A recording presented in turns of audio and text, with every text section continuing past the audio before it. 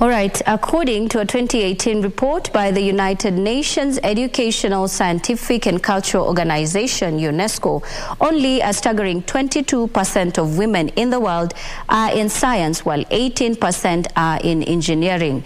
Efforts to increase the number have been shadowed by stereotypes about girls in science, inadequate training facilities, and inequality in the science sector. Sarafina Robi traveled to one of the girls' schools in the country that has been performing well in sciences to find the secret behind the success as the world marked the 8th International Day for Women in Science. As the world prepared to mark the 8th International Day for Women and Girls in Science, we traveled down to Sumbi Girls High School, located in Homa Bay County, to understand what she goes on organization of two stereotypes girls national women in science.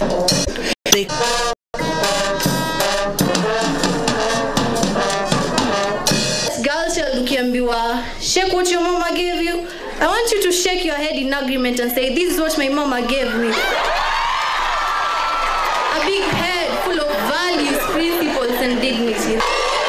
The school equally produced one of the 3 African teachers who awarded the first Continental Teacher Prize by the African Union for his outstanding performance. Eric Ademba, a mathematics and chemistry teacher, is at the forefront of encouraging girls to embrace science. That if given the right skills and tools, opportunities, innovation and discovery, and this can happen at any age. Apart from classwork, we get to see an array of innovations by students, including a Liebig condenser that is being used in the distillation process. This can be used by people who do not actually have access to mineral water. Extraction of ethanol from sweet potatoes. Find ethanol that can boost the country's economy. High production of potato, which will rather decay, will be used as an alternative for the production of ethanol. Compact disc solar panel. As you see, the bulb is about to light because of the electrical energy that has been converted. Now we charged it yesterday and it produces a maximum of 5 volts. Nematode extraction method. We brought it here so that it can help different people. You know, not everyone in the world can afford to pay money to an agricultural scientist so that they can come and remove such pests from the soil. Antioxidants. They neutralize the free radicals, hence taking antioxidant fruits has been speculated to decrease the risk of developing or dying from cancer. Then there are computer students who have come up with the concept of a smoke detector to help curb forest fires. It is built to detect temperature, to also detect any carbon emitted within the radius of that detector. It also has inbuilt sprinklers, and it also alerts the immediate rescue team that is near. The temperature sensor senses any range of temperature. If there's rapid change of temperature within 3 minutes, it will send an alarm to the nearest response center, notifying them that there's a fire in a specific location.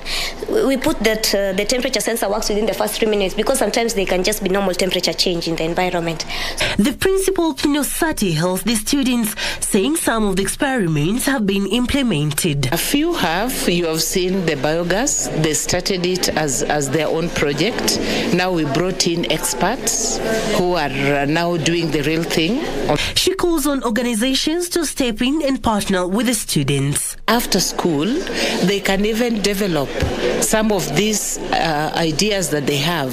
Mary Nyasimi, who is the National Program Officer for Science at UNESCO and Regional Officer for Eastern Africa, says there is a need to ensure there's a level playing ground to help close the gender gap. Kids from home. And then by the time now we reach at school, we find that teachers are even not equipped to even train girls in science. The government's role in this is key. We are working very hard with the Ministry of Education, the National Commission for UNESCO, as well as NACOSTI, to ensure that the STEM policy is in place by the end of December. And that STEM policy should be in place by 2024. The International Day for Women in Science is celebrated annually every 11th of February. Well, according to UNESCO 2018 report, about 22% of women are in science-related courses. They're now making a clarion call to different governments to implement policies that are going to increase the statistics and close the gender gap.